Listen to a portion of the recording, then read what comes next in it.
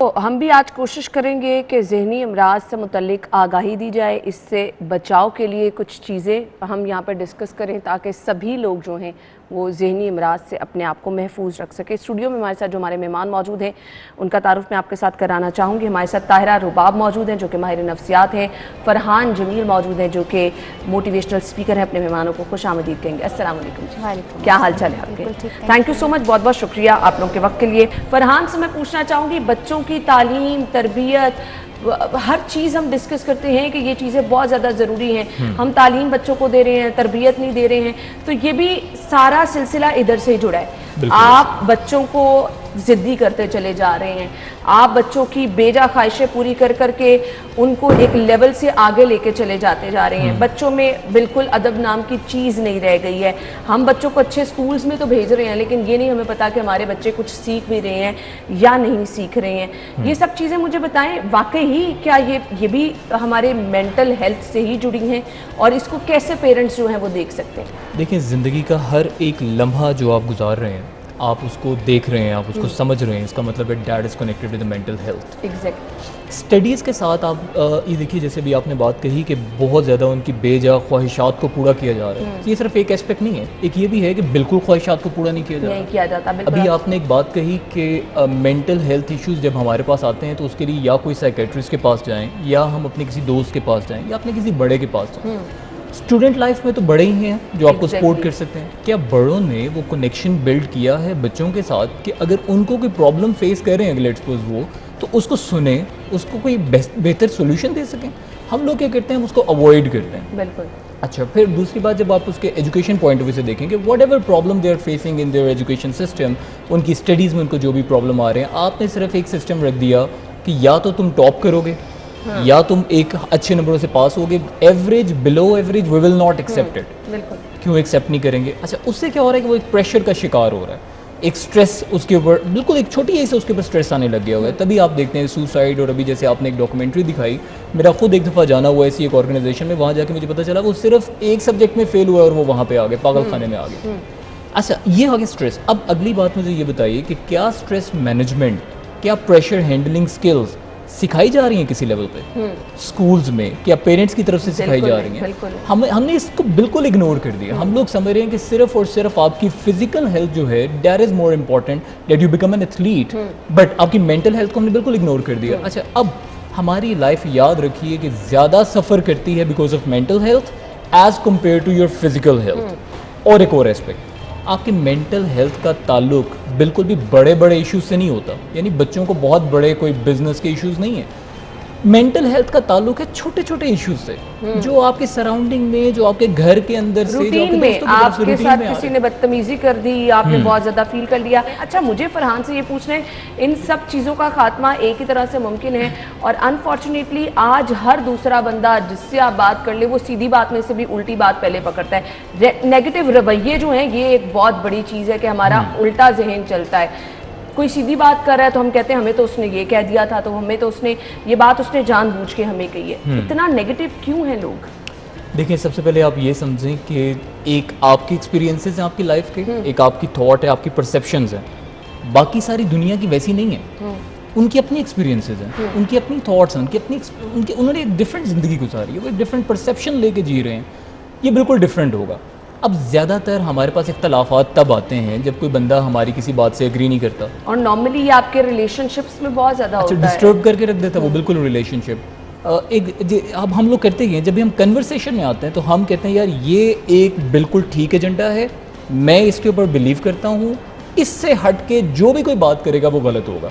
ऐसा नहीं है। आपको क्या करना है, आपको थोड़ा सा अपना माइंड ओपन करना पड़ेगा। दूसरे बंदे के भी अपनी एक सोच है, उसको एक्सेप्ट करें आप।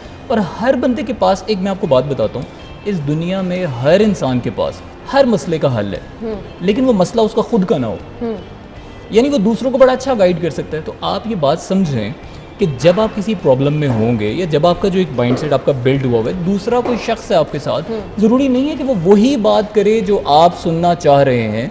आपको थोड़ा सा अपना माइंड ओपन करना पड़ेगा ताकि एक नई बात को आप वेलकम करें। आपको भी थोड़ा सा एक नया एक्सपोजर आएगा, विजन आएगा, लर्निंग आएगी आपके लिए। तो ये चीज़ें इंपॉर्टेंट है।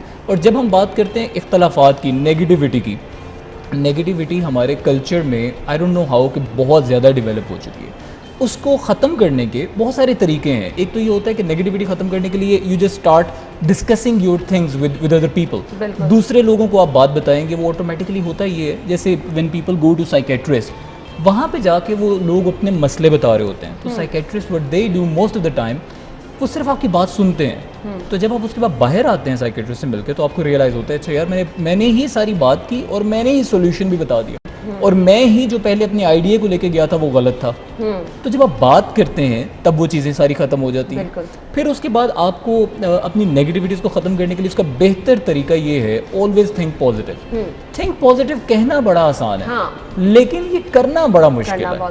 कोई पैसा नहीं लगेगा, कोई एफर्ट नहीं लगेगी, सिर्फ आप ऐसे रिलैक्स बैठे, आपने सिर्फ किसी भी चीज़ के पॉजिटिव एस्पेक्ट को देखना है।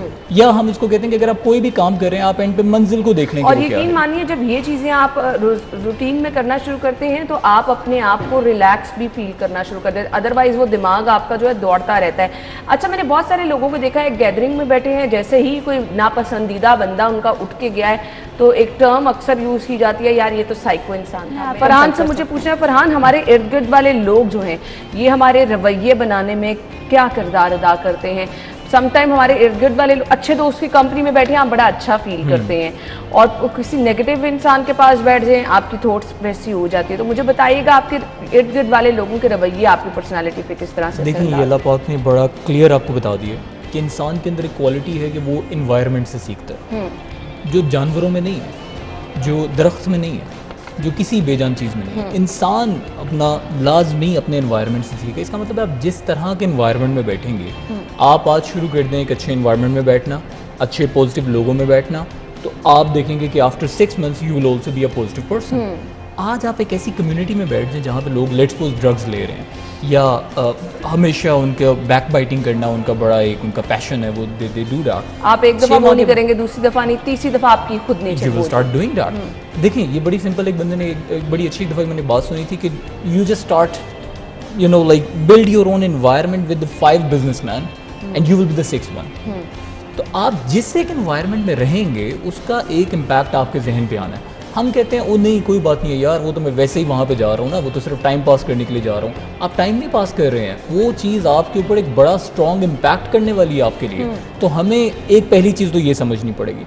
दूसरा इसका एक एस्पेक्ट ये है कि हमारे सराउंडिंग में जो लोग हमें कह रहे हैं उसका हमारी ज़िंदगी पे क्या असर है। सिंपल इज़ डैट कि अगर तो आप अपनी सारी ज़िंदगी इस तरह से गुजार रहे हैं कि लोग आपकी सराउंडिंग में आपको क्या कह रहे हैं और आपका ताल्लुक उनको खुश करना है, तो मेरी जान फिर आप अपने लिए ज़िंदगी नहीं गुजार रहे, आप उनकी ज़िंदगी गुजार रहे हैं, उनके दिमाग से ज़िंदगी गुजार रहे हैं। तो आपको ये बड़ा देखें, अगर आपकी लाइफ इन्फ्लुएंस्ड है by other people, so other people are not responsible for this, you yourself are responsible. आपने उनको मौका क्यों दिया इतना ज़्यादा आपकी ज़िंदगी के अंदर इंटरफेरेंस करने का?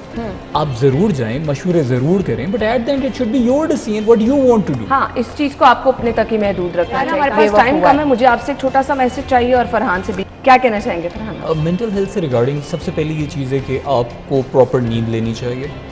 आपके ब्रेन का मैक्सिमम पार्ट इज़ वाटर, आपको पानी का जो है इनटेक उसको ज़्यादा करना चाहिए।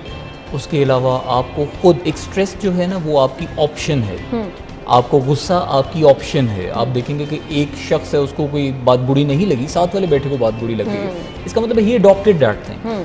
आपको ये करना पड़ेगा, उसको ऑप्शन को हमेशा रिजेक्ट करें कि मुझे गुस्से वाली साइड पे नहीं जाना, मुझे पॉजिटिव साइड पे जाना है। उसके अलावा ये कि जस्ट डू द एक्सरसाइज। जैसे आप अपना एक्सरसाइज से क्या होगा कि थोड़ा सा आपकी वो एक इन्वायरमेंट, एक सोच आपकी बदलेगी एंड इंटरेक्ट मोर विद और आप अच्छा भी फील करते हैं। और इन सब बातों से मैं सिर्फ एक ही नतीजा निकाल सकती हूँ कि जितना आप पॉजिटिव रहेंगे, आप रिलैक्स रहेंगे, आपका माइंड रिलैक्स रहेगा, आप अच्छा परफॉर्म कर सकेंगे। थैंक यू सो मच, बहुत बहुत शुक्रिया आप लोगों का।